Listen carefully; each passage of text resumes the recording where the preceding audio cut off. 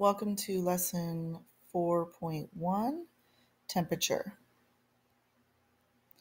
So the normal body temperature range is 97 to 99 degrees Fahrenheit, which is the same as 36.1 degrees Celsius to 37.2 degrees Celsius. So anywhere between those two numbers is considered normal, with the average falling right in the middle at 98.6 degrees Fahrenheit or 37 degrees Celsius. Usually we're recording it in Fahrenheit in this country. So low-grade fever would be 99 to 100.4 degrees Fahrenheit.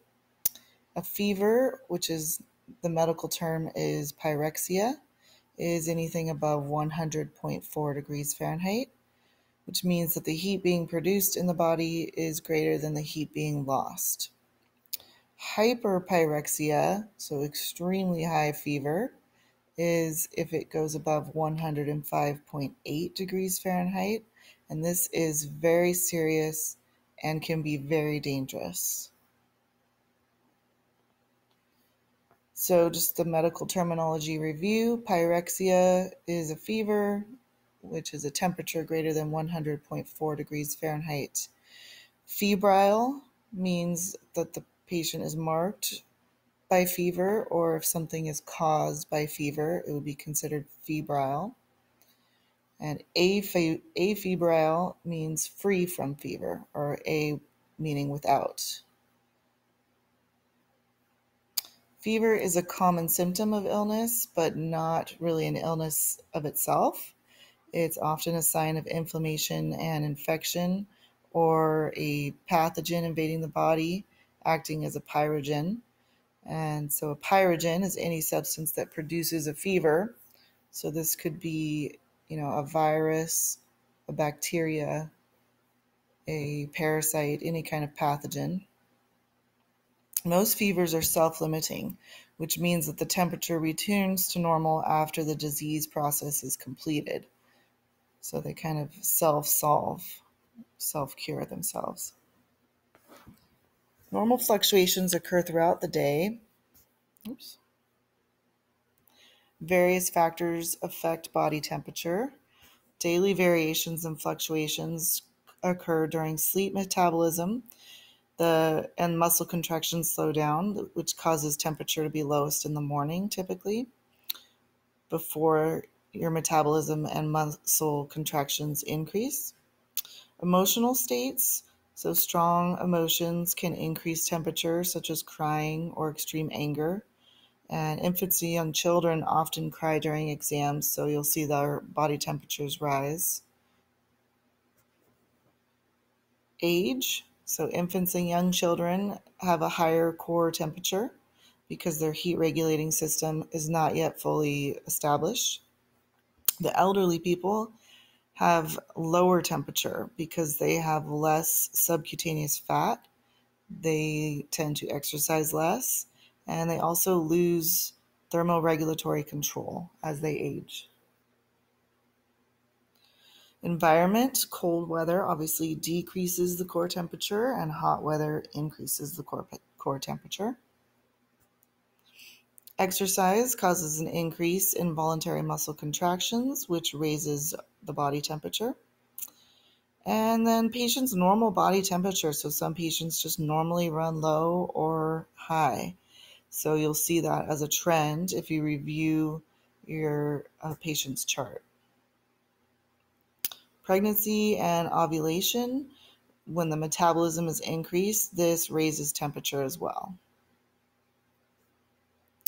We have 5 sites for assessing body temperature: mouth, axilla, rectum, ear, and then forehead, as you all are quite familiar with now. We can also use actually any area of the skin to measure with an infrared thermometer. Oral temperature is convenient and one of the most common routes. When the MA records the temperature, we assume generally that it's taken orally unless otherwise noted. There's a rich blood supply under the tongue, which is the site for the placement of a thermometer, an oral thermometer.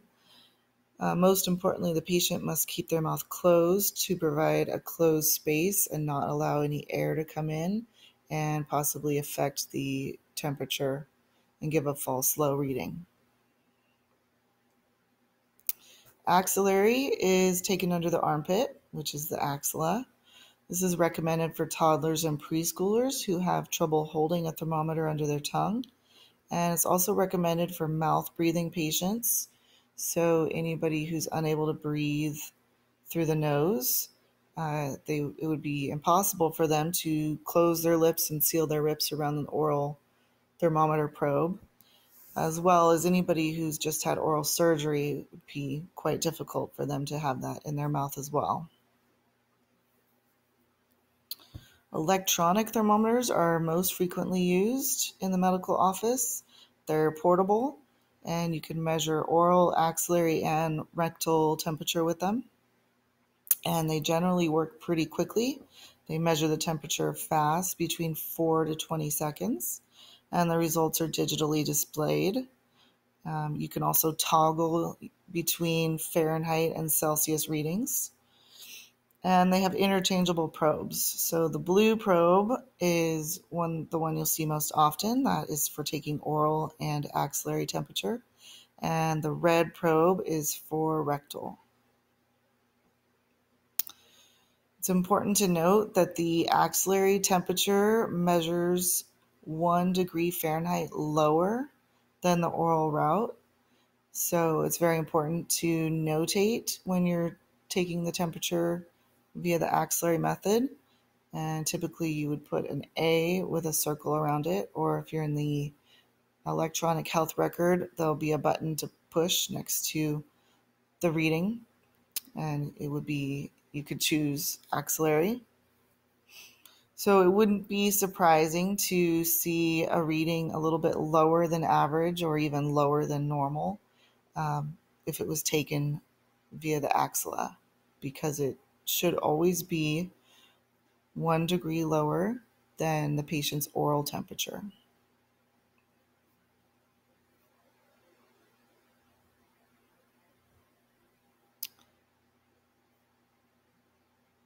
Looks like we're missing a slide there.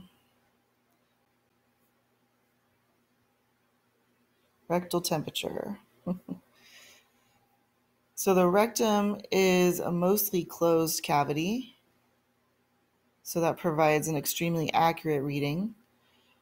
This will always measure 1 degree higher than the oral route, and it's very important to make a notation that the temperature was taken through the rectal route, so an R with a circle in it if you're charting by hand, and pick the rectal choice in the electronic health record. It's recommended for infants and young children, patients that are unconscious, mouth breathing patients, and anytime you need a greater accuracy. It should not be used in newborns due to the danger of rectal damage.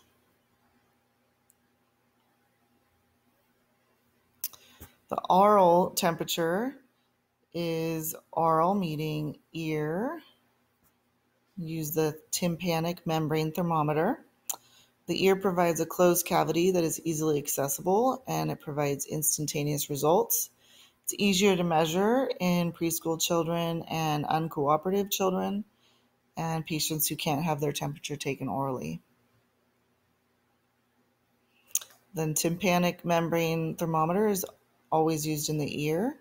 It detects the heat rays that are coming from the eardrum, and it functions basically like a camera, takes a picture of the heat waves and calculates the temperature from the wave energy and converts it into a temperature equivalent. With the tympanic probe placement, it's very important that it's put properly in the patient's ear. This is the most important thing in obtaining an accurate temperature.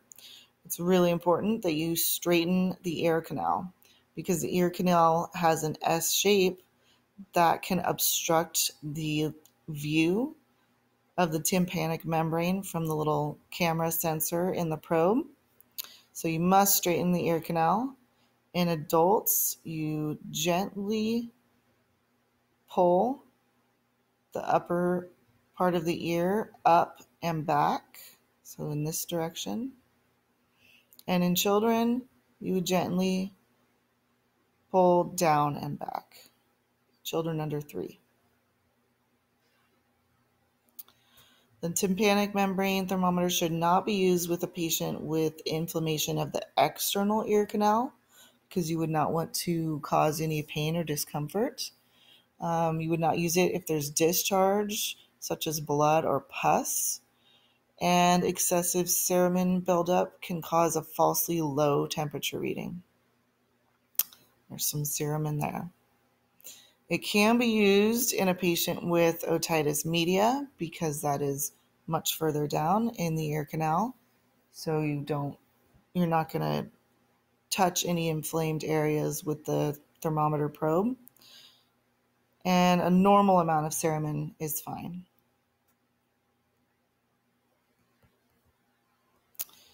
That ends lesson 4.1.